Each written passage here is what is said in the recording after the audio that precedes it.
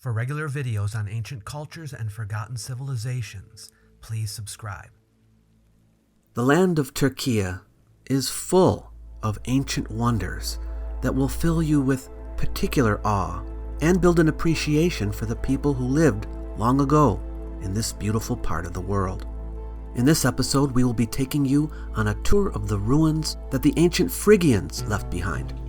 The amazing site of Yazilikaya, which many people have never heard of. But wait till you see it. And we will be looking at Phrygian treasures and artifacts in the Museum of Anatolian Civilizations, as well as some astounding ruins from cities of Roman times. Lots to enjoy, so stick around.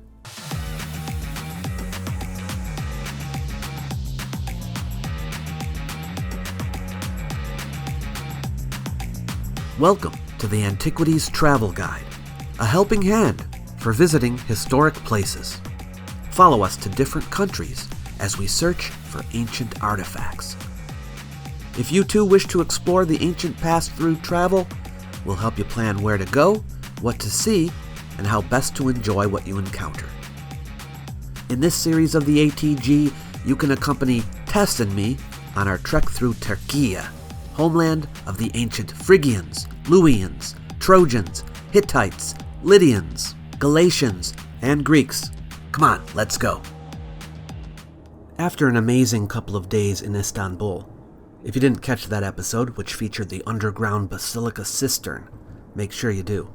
Tess and I, as well as our local guide Idil and our videographer Rachel, headed southeast out of the city in our rental car and into the Asian part of Turkey. Throughout this series, we're going to visit sites from many different periods in the country's history. Maybe I should give you a brief overview so that you can get your bearings. The Bronze Age in this part of the world lasted from about 3300 to 1200 BCE. In the early Bronze Age, independent city-states were formed around fortified towns. An example would be Troy, which we will be visiting later in the series. Around 2500-ish, pastoralists from the northern steppes, called Hattians, began immigrating. We will be looking at remains they left behind at Alacahoyuk and Hattusha in our next episode, in fact.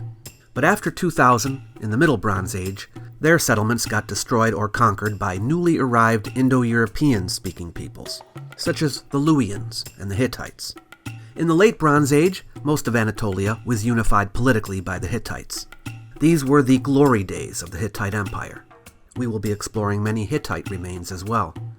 Then we have the Bronze Age collapse around 1200, and the influx of the Sea peoples and their land-based counterparts, leading us into the Iron Age. One of the new migrant groups into Anatolia at the beginning of the Iron Age was the Phrygians, who established the Kingdom of Phrygia in the 9th and 8th centuries, with their capital at Gordion. After they were destroyed around 700 by the Cimmerians, the Lydians came to power in that area. On the western seaboard, Greeks established colonies, such as Ephesus and Miletus, which we will be visiting later in the series. Then there was the Persian conquest of both the Lydians and the Greeks in the 6th century BCE.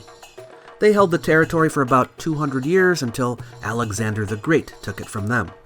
After Alexander's untimely death, various Hellenistic kingdoms arose, and here in western Anatolia, it was the Kingdom of Pergamon that rose to importance.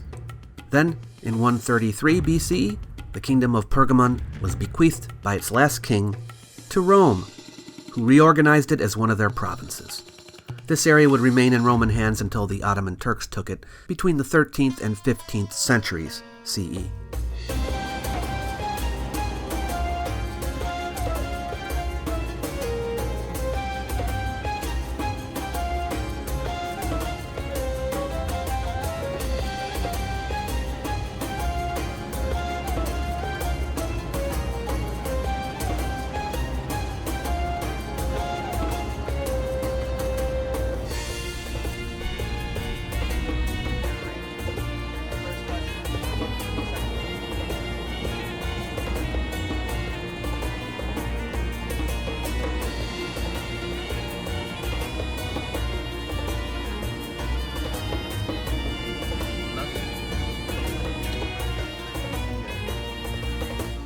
We made our way down to Lake Iznik, In ancient times it was called Lake Ascania, and the modern name Iznik comes from that name. We were hungry, and I had heard about a restaurant on the lake called Iskele Yaşam, so we went there to give it a try. It's a beautiful spot. The sky was overcast and it wasn't too hot, so it felt good sitting outside next to the water. And the food was excellent. Not many tourists get out this way, but if you do, I definitely recommend you come here and eat. Our Turkish guide İdil was very helpful in translating for us and teaching us about the customs.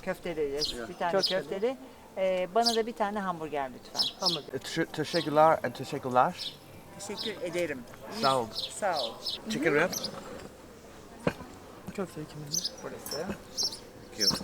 Apparently, tea is included in most meals at most places, right, İdil? And you just customarily they give it to you afterward. But that reminds me that you said you had a podcast about tea. Yes, I just started a podcast called A Cup of Tea with Tess. And I named it that because wherever I travel around the world, it's such an integral part of just sitting down with people from other cultures and sharing stories over a cup of tea. Do you find that tea is more common than coffee? People. I do. Yeah. Coffee is popular, but tea is just kind of worldwide. Yeah. Yeah, İdil was saying that tea was more common after a meal than even Turkish coffee. Even though Turkish coffee is very popular. That is. Even outside of Turkey, people love Turkish coffee. That's true, but that's like famous. just a drink. I mean, you don't have it after a I meal. see. Yeah. But this is more of a symbolic thing. Like you have Definitely. the tulip-shaped cup, Yeah, Yeah. definitely. Yeah. and Now, what does that signify? The tulip-shaped? Tulips are very important for the culture here. Okay. I think historically, from Ottoman times, like they were very important. Actually, Holland is known for tulips, Yeah. but they were brought from Ottoman times from Turkey to Yeah. Holland. Okay. Yeah. this is a kofteli wrap. This is French fries and tea, universal.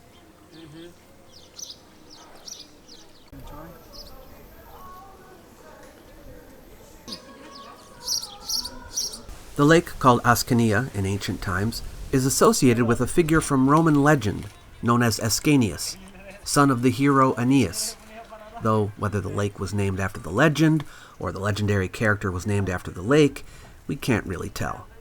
Some early Greek writers say that you could wash clothes in the lake without soap because the soda in it cleansed the clothes, and if you left the clothes in too long, they would disintegrate. In fact, this is a soda lake. That means it is high in alkalinity, not Coke. We're sitting now on the edge of the region of ancient Mysia, which extended to the southwest, and the region of Phrygia, which extended to the southeast, and is where we're going. Off to the north is the region they called Bithynia. The number one thing I get told when I travel alone is don't get kidnapped. Like when I went to I Cuba. would tell you too. Like, the Cubans aren't going to kidnap me.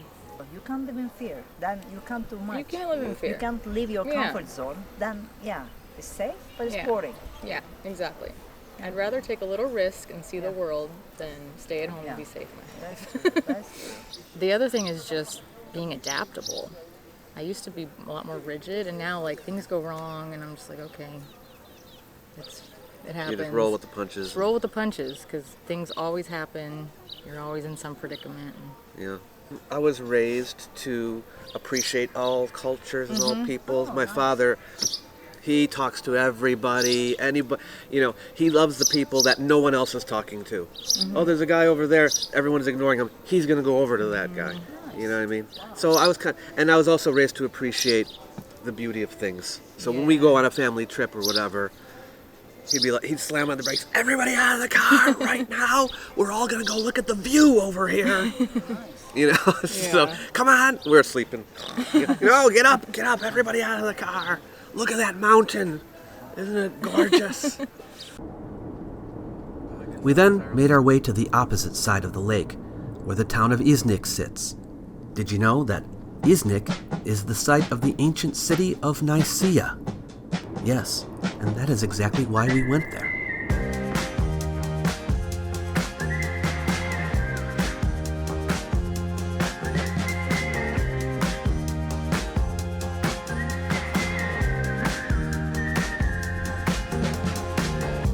There is an old tradition that a city was founded on the site originally by a people who came from Macedonia, called the Bottiaeans, but that their city was destroyed by the Mysians.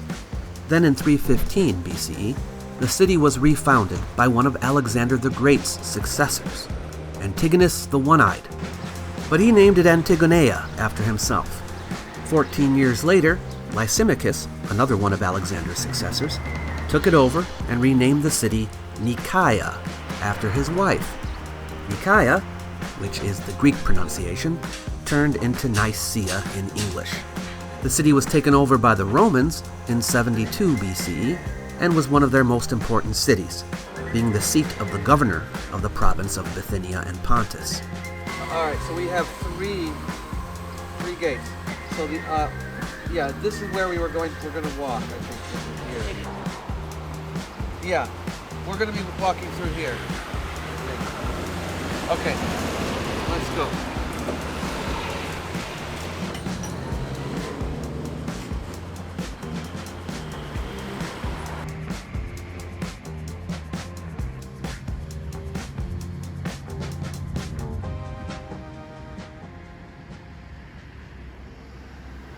Here we are at another wall.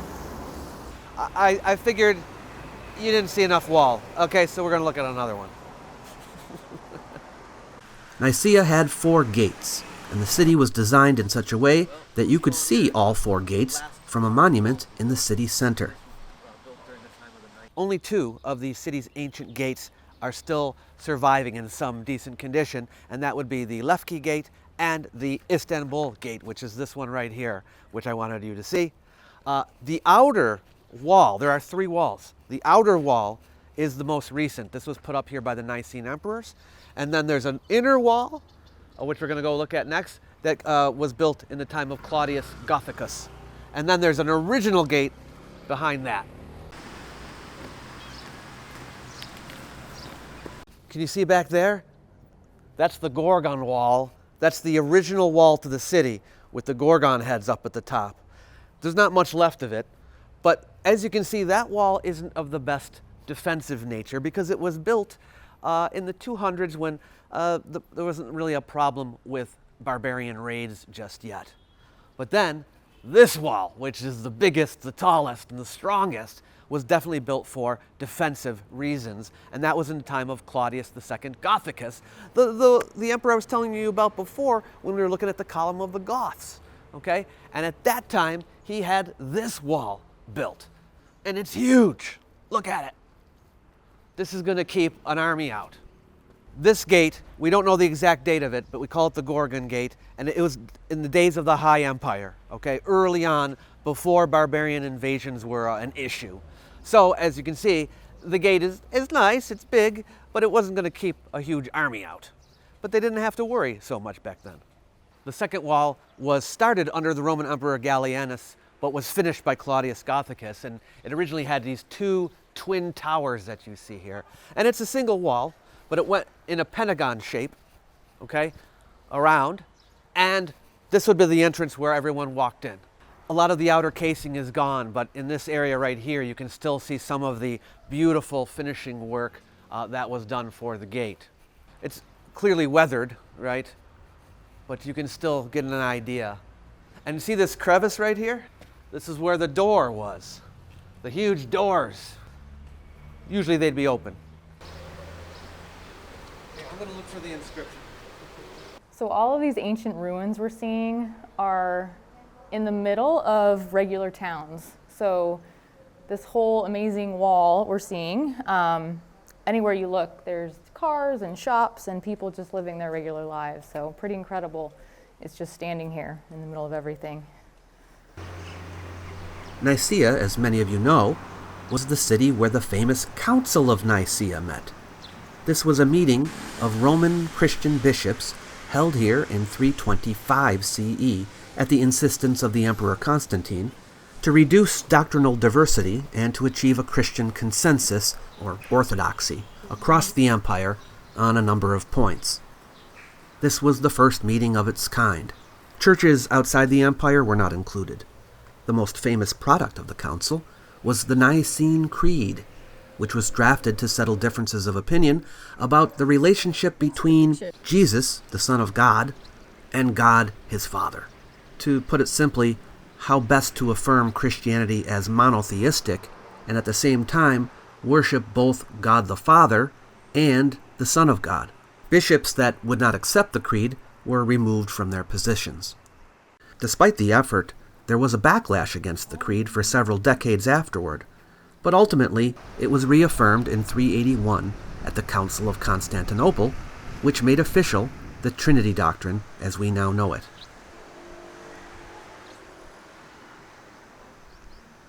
So again, this is a late Byzantine wall, and you can still see images probably of the Nicene emperors here.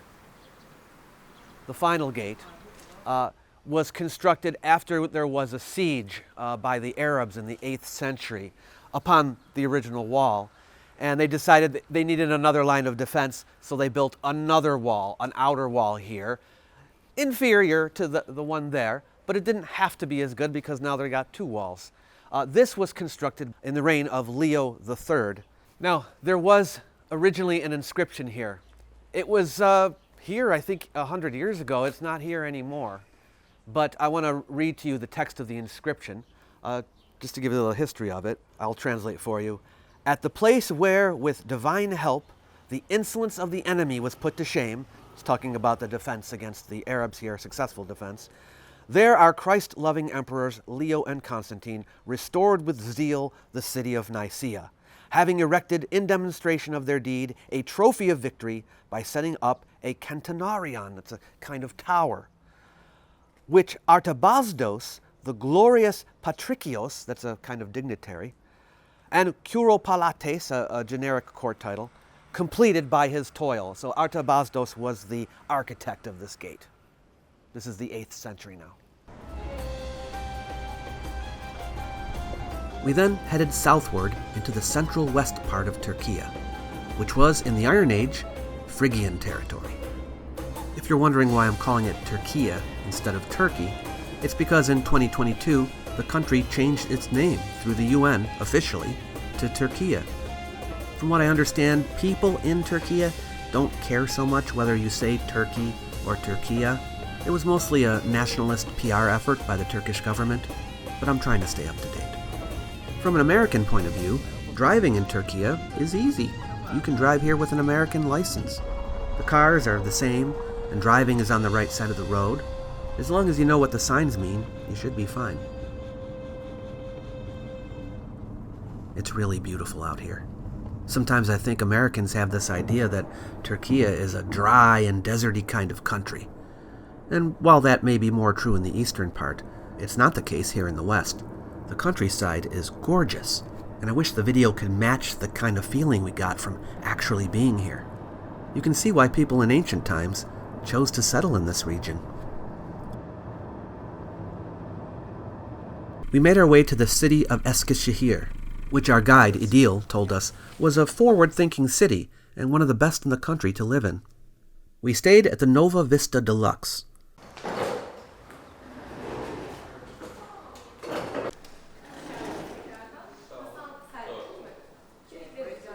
The place looked fresh and new, and the accommodations were very clean and comfortable.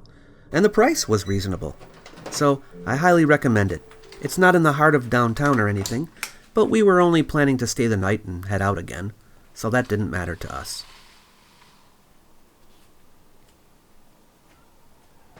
Tess was beat and wanted to rest, but my videographer Rachel and I went downstairs to get something to eat at the Emirgan Sutish Restaurant, which is attached to the hotel.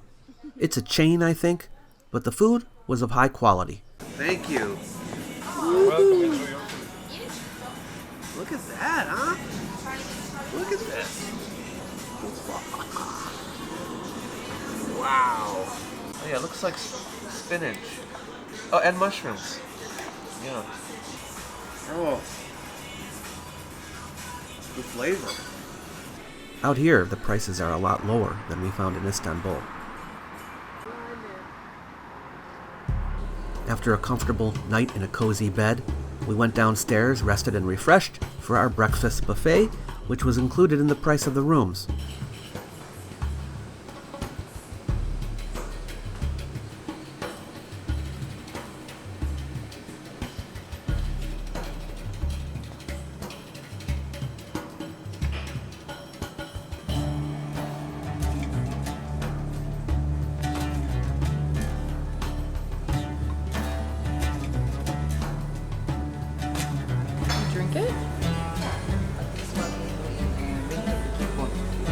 bread inside.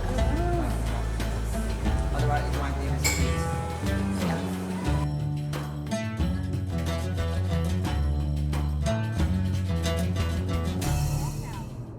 We then made our way into the countryside toward the southeast to see what we could find out about the ancient Phrygians. In English, people often say Phrygians, and I've been known to vacillate between the two pronunciations, but Phrygians is closer to the Greek pronunciation. To be clear, the Phrygians were not necessarily a homogeneous group. The term refers generally to Indo-European speaking peoples who came to this area probably from the Balkans and settled.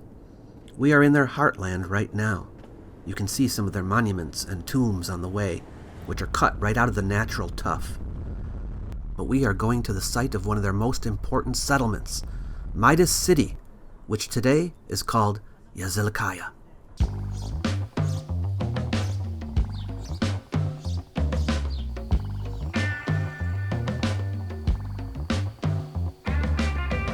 We've classified all our archaeological sites and museums into categories. Category 1 means the site is large and has a lot to see. It's the top tier. Category 2 is middle tier, which means it's medium-sized. And then Category 3 would be a minor site. You'll see the category number come up when you see the name of the site on screen. Not far from the entrance to the main part of Yazilikaya is Küçük Yazilikaya, which means Little Yazilikaya, and it is worth stopping at. It's also known as the Arus Monument, because the word Ariastin is one of the Phrygian words at the top of the inscription. Some people say Arizastis.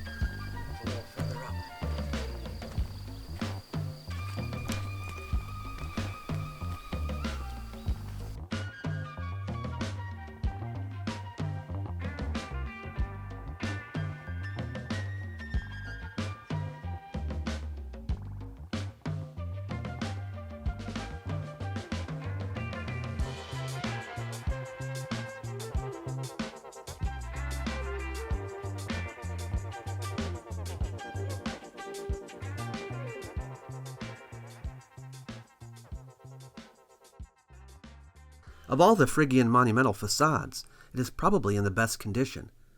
It seems to be missing decoration on the left-hand side, which suggests it wasn't quite finished.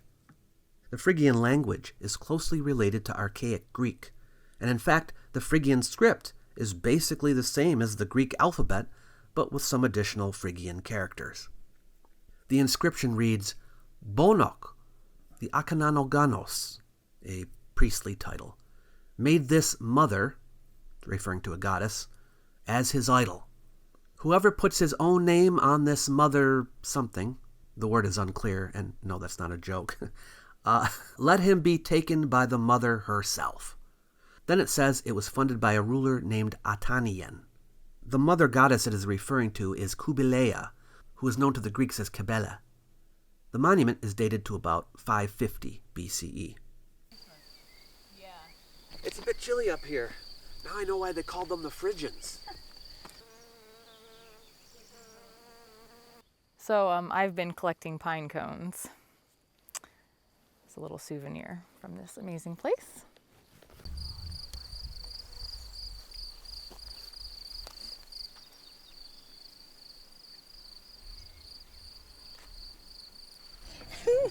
Oh, should I do this?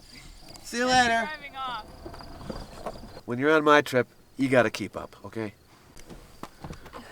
Look who it is. No dilly-dallying. Got my souvenirs. Any pine cones?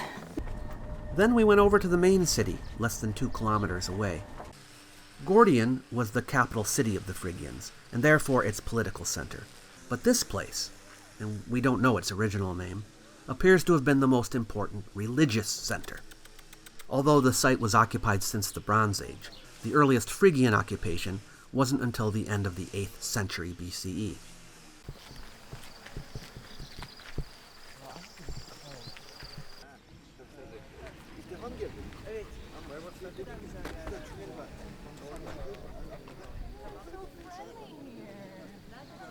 This is a classic Anatolian shepherd. Yeah. Hi. Hello, you're so handsome. Ben de çektiler zaten. This view is just absolutely stunning. So here we are at Yazilikaya.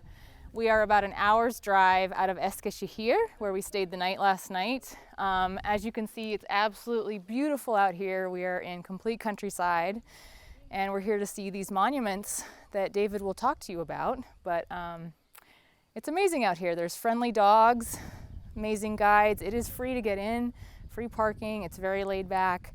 Not a whole lot of people visiting here, but it's pretty incredible. So let's check it out. Here we are at the so-called Midas Monument, which is the earliest of all the structures that were made here, and probably was what attracted people here in the first place, because a settlement did grow around it. It was constructed in either the 7th or 6th century BCE, and it was made to look like the entrance to a temple, except it's not really a temple.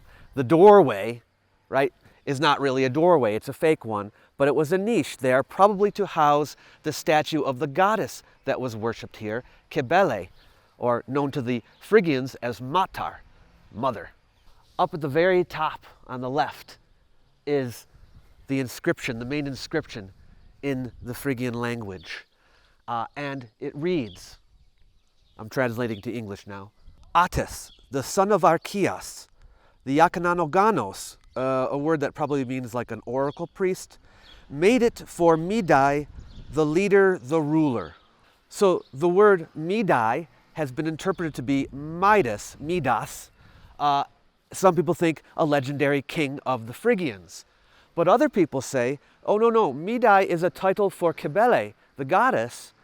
It has nothing to do with the king, and in fact it's Attis who is the king. Now that could be. The problem is the Phrygians probably had a number of rulers named Attis, so we couldn't really narrow it down to figure out which Attis it is, and that's why it's like either 7th or 6th century, but it's anybody's guess. Here's another inscription over here on the right, and that one says, Baba, son of Meme, and then it gives a couple of his titles, made this niche. So that's the name of the person that actually was responsible for having this carved. Baba. You're a good boy.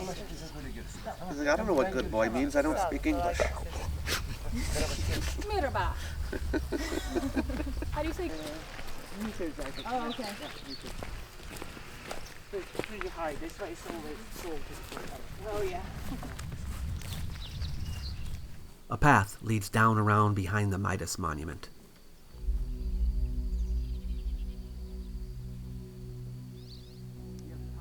There are a number of water cisterns dug into the rock. The stairway leads to one of them.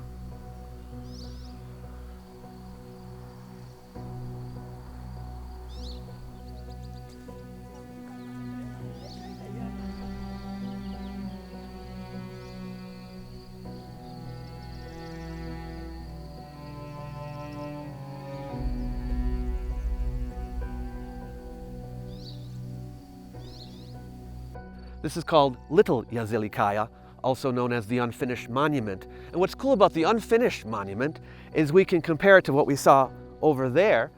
Archaeologists and scientists can tell now a little bit about the techniques that were employed when making a monument like this, because it's half done, right? So look at the bottom, not even carved at all. So they worked their way from the top down, even making the carvings at the very top before they even flattened the rock in the part below.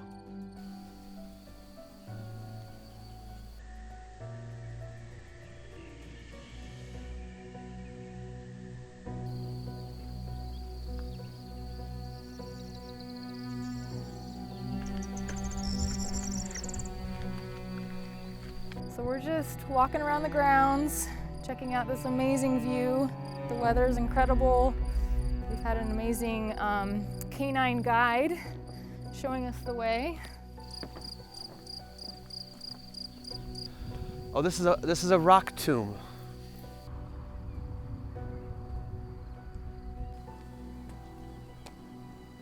If I didn't know any better, I'd say this is a cart path.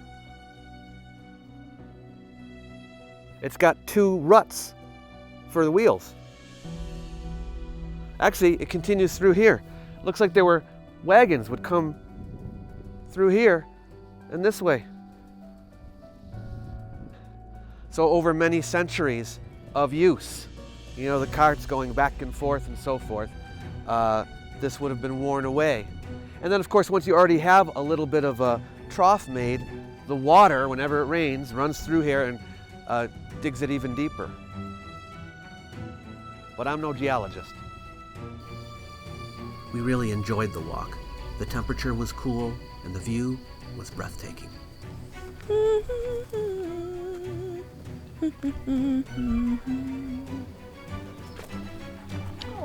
hi!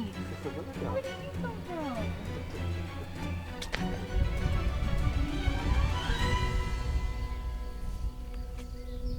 We gotta do something here. We doubled back to take a set of stairs leading up to the Acropolis of the city. On the Acropolis, there isn't much left, to be honest. But if you keep a sharp eye, you can find things.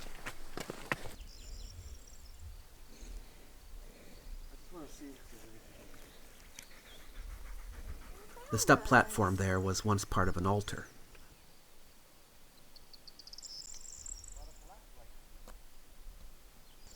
The Acropolis, of course, was the most defendable part of the city, and its center.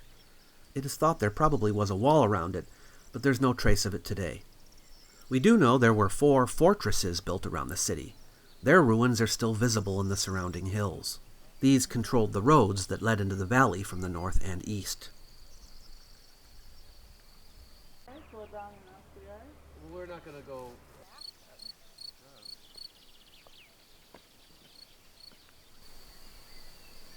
Is this the only way up and down that one path?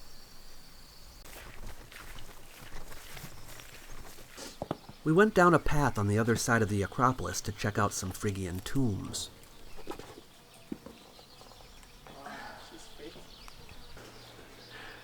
Oh my god, I have chills. Phrygians had 2 main ways of burying their dead nobility. One was to build tumuli, such as what you find at Gordian. The other way was to carve tombs out of the rocks. These are the beds where they laid the dead bodies. Their heads would have been here. The stone beds are called clinae. This is called the triclinium tomb because there are 3 clinae in it. Let's see how tall the Phrygians were. The chamber was carved with a pitched roof. Even roof beams are represented. Tombs were usually carved out in the shape of a Phrygian house. This is helpful to archaeologists and historians because these houses, which were made of wood, have not survived. So we have these tombs that give us an idea of what the houses looked like. Anybody home? David, stop joking. And the horror film begins. Yeah, it's like zoned about. May I come in? Sure. So what you see here are the claw marks of the people in here trying to climb their way out, claw their way out. It's pretty brutal. Phrygian rock-cut tombs of the 8th and 7th centuries BCE were usually small and plain. In the more prosperous 6th century, they were larger and more detailed. These tombs here are from that period.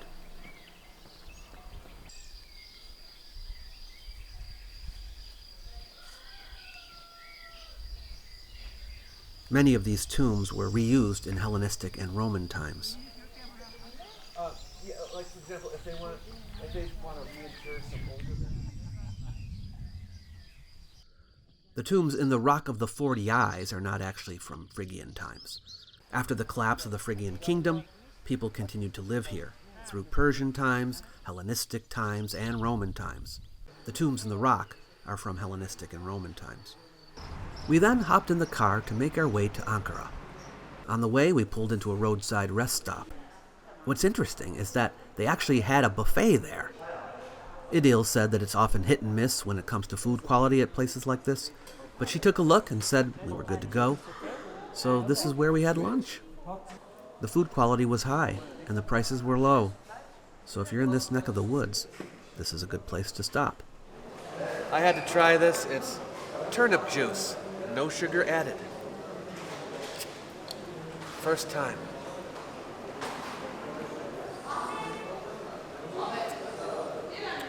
It's interesting. Not bad. Not bad. Yeah. I like it. So we just stopped at this rest stop to get some food, and while we were inside, someone washed our car for us. So we got a free car wash. Apparently that's just part of the deal here. You park, and while you're inside ordering, you get a free car wash. Who knew? The city of Ankara, to which we are heading, has an interesting history. It was originally a Hittite city. Some say it was called Ankuwash at that time. In classical times it was called Ankara. It was conquered by the Phrygians, then the Lydians, then the Persians, then Alexander, then the Galatians, then the Romans, then the Turks. Today it is the capital of Turkey and is the second largest city in the country. Considering that it was occupied continuously, there isn't much left from any of the ancient periods. A few Roman monuments survive. But there are some fabulous artifacts being held in one of the country's greatest museums here in the city. And that's where we are going. The museum is located at the top of the hill in the historical Atpazira district of the city. Tess and I raced to the top of the stairs, and I blew right by her, leaving her in my dust. It was a pleasant walk through Hisar Park to get there.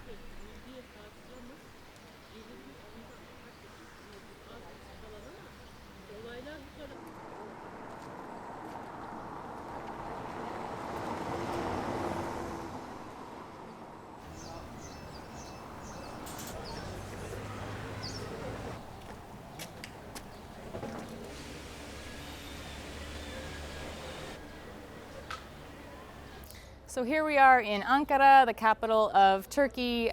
We are here to see the Museum of Anatolian Civilization. It is supposed to have an amazing collection here. The cost to get in is 150 lira. That is the equivalent of about $6.40 in US dollars.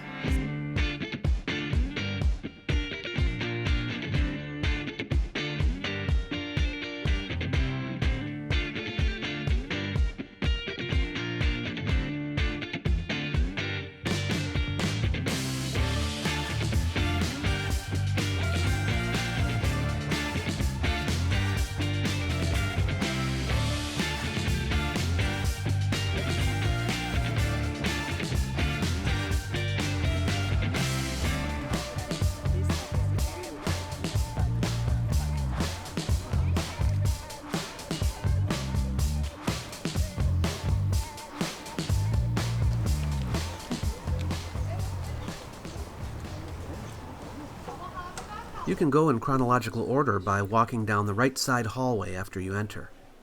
You'll pass artifacts from the Paleolithic, Neolithic, Chalcolithic, and early Bronze periods. Is this the original? Yeah. This is the original. These are cool. It's hard to see. These are from Çatalhöyük. These are the paintings on the wall. It's hard to see though. They're kind of worn. This is the world's oldest known map. Yeah. So what it's showing is, yeah, these are the homes, the houses of Çatalhöyük. And then you have the mountain. It's actually kind of a volcano, we think, in the background. You know, so a map of the town. Very, very old. Stone Age.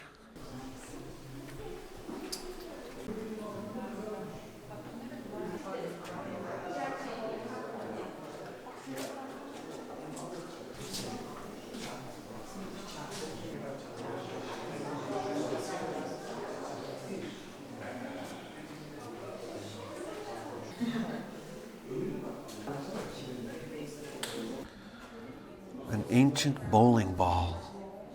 I'm kidding, folks. A sun disk. Yeah. We're going to be going there tomorrow, Alacahoyuk, and we're going to see more of these symbols. This bronze standard, which represents the sun, is part of a collection of bronzes found in pre-Hittite Bronze Age tombs at Alajuhuyuk. A standard is something that either they might take into battle as a sign, a battle standard, could be up on the top, or when you're accompanying a royal procession, the guards could be carrying it with the sun disk symbol on top. So it's basically a symbol to carry on a stick up high for people to see, for various symbolic reasons. Another proposal is that they once connected a drawbar and a yoke used for wagons.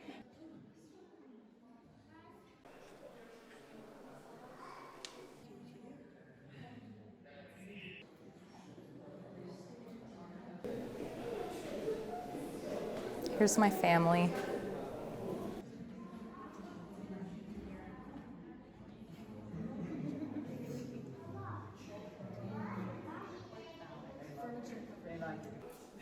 Oh yeah, look at that chariot. Beautiful. Well, it's actually not a chariot. It looks just like oxen pulling. It's a cart, yeah. It might be a wagon or I don't think it's a plow. Because that doesn't. Wagon. Yeah, it's a wagon with oxen. Those are mirrors. I think they're just pans.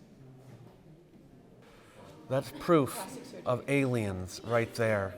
No humans have 3 breasts. It's got to be an alien.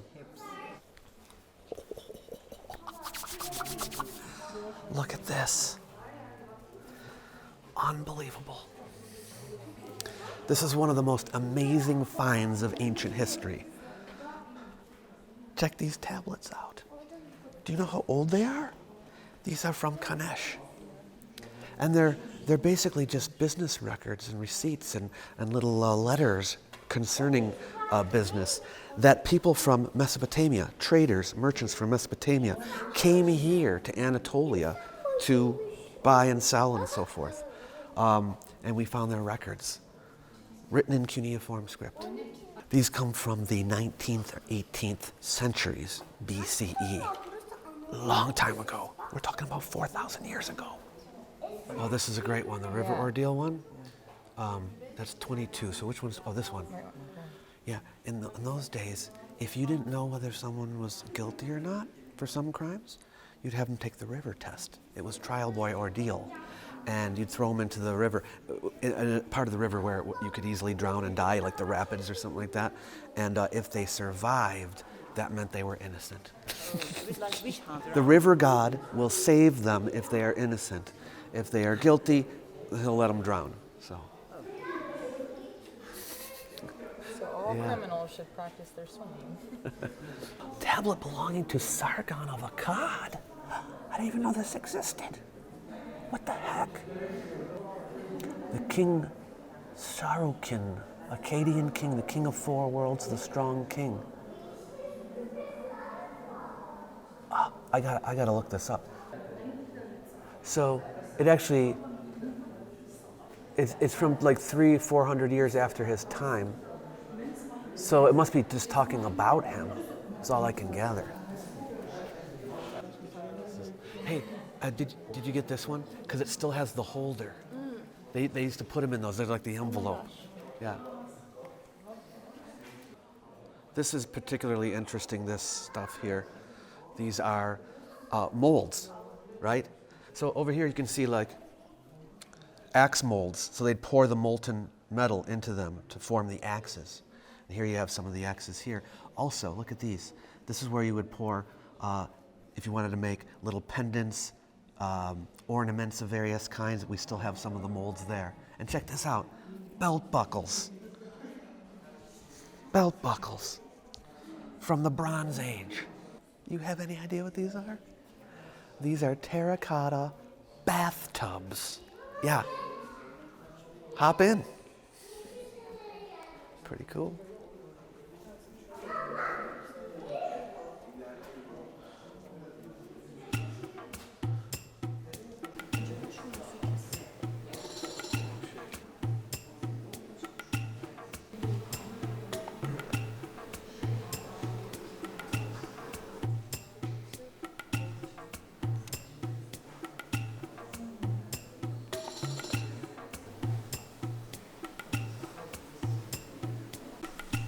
The Phrygian section of the museum includes artifacts found at the Phrygian capital of Gordion, specifically from the tomb of Midas, who ruled in the 8th century BCE.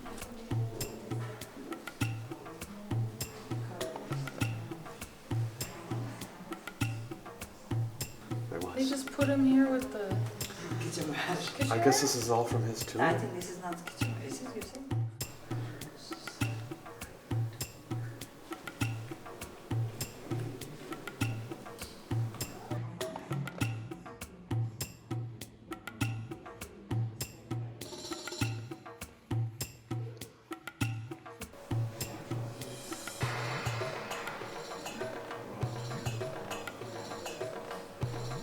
There's also a section with artifacts from Urartu. This is an area of Turkey we won't get to on this trip, but we will when we come back here to explore the east.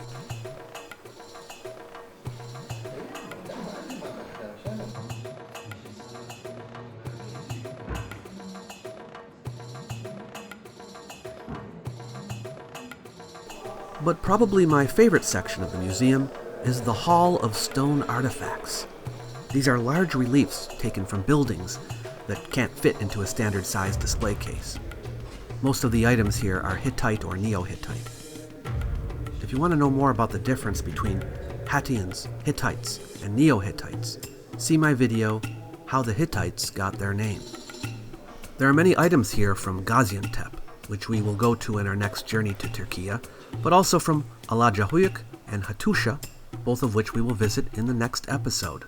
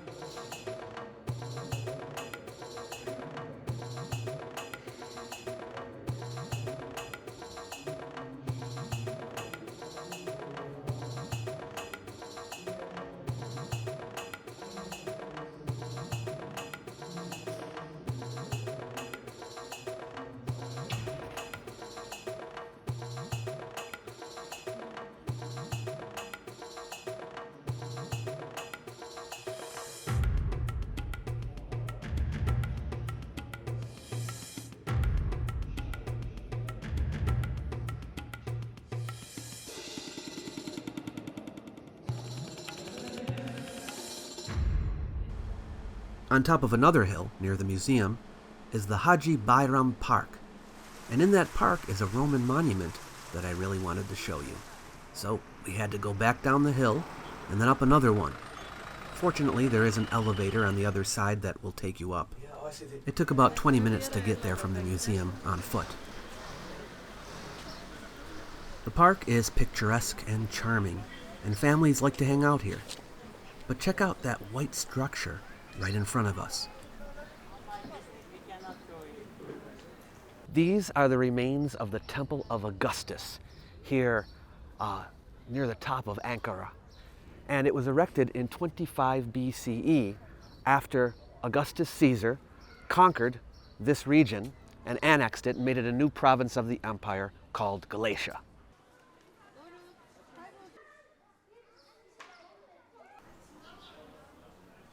Originally standing here was a temple to a Phrygian deity, but it was replaced by the Temple of Augustus, which was commissioned by none other than the son of the king of Galatia, Pelamenes, who was trying to show that, okay, we are submitting to your rule, so we're going to honor you by putting this temple up in your name. Just before his death, the emperor had an autobiography composed. I say he had it composed because I don't know if he actually wrote it himself. But you know, it toots his own horn. And after he died, they inscribed the autobiography on 2 bronze columns in Rome at the Augustus Mausoleum. But copies of it were then reproduced throughout the empire. And here at this temple, there was a Latin version and a Greek version put here on the walls. And this is behind me here is the Greek version. And it is the most complete copy to have survived to modern times. So we owe it to this particular temple that we have the full text of the deeds of the divine Augustus, as it was called. And you may be wondering, why is he called divine Augustus? Well, that's because they deified him after his death. Now, you probably have heard that emperors were deified after their deaths, but this is the beginning of that tradition, and it became part of the imperial cult, whereby people in the empire could worship the spirit of the empire, and in the form of the past emperors. So, that was one of the purposes of this temple. It was refurbished again in the 2nd century, and then in the 5th or 6th century, it was changed into a Christian church, and it functioned as a church for almost 1,000 years. Then later, during the Ottoman period, a mosque was put here, and if you'll notice, they actually used part of the temple wall as a wall of the mosque.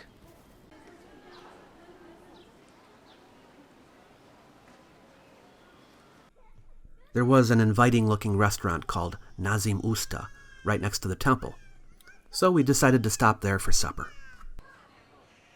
Sorry. Sometimes simple is just the best. Yep.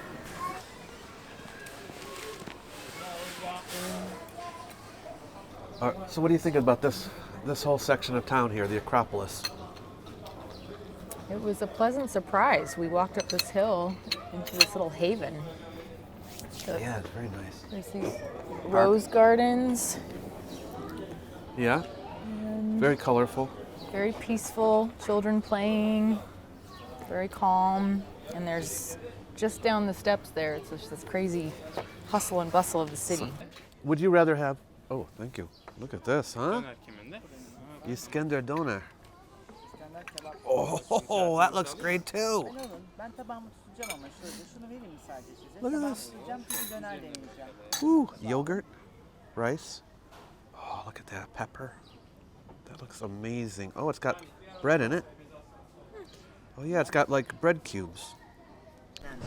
My Iskender doner was about average. Not as good as some doner I would have later in the trip. Is that But lamb? the staff was friendly and the atmosphere was pleasant, so we enjoyed ourselves. Maybe.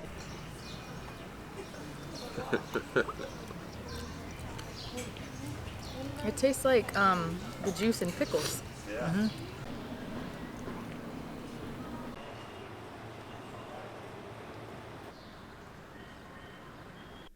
We then made our way to our hotel, the Caya Hotel, which is in a busy part of town. The staff there, some of whom spoke English, treated us really, really well. Jemra, from Guest Relations, was expecting us and had everything ready to go. And the rooms were very clean and comfortable. Thank you. Thank you. Thank you. Our next episode is going to knock your socks off, because we will be visiting 2 ancient Hittite archaeological sites, Alajahuyuk and Hattusha, the Hittite capital city, which I have to say is one of the very best sites to go to in Turkey. So make sure to subscribe and hit the bell to be notified when the next episode comes out.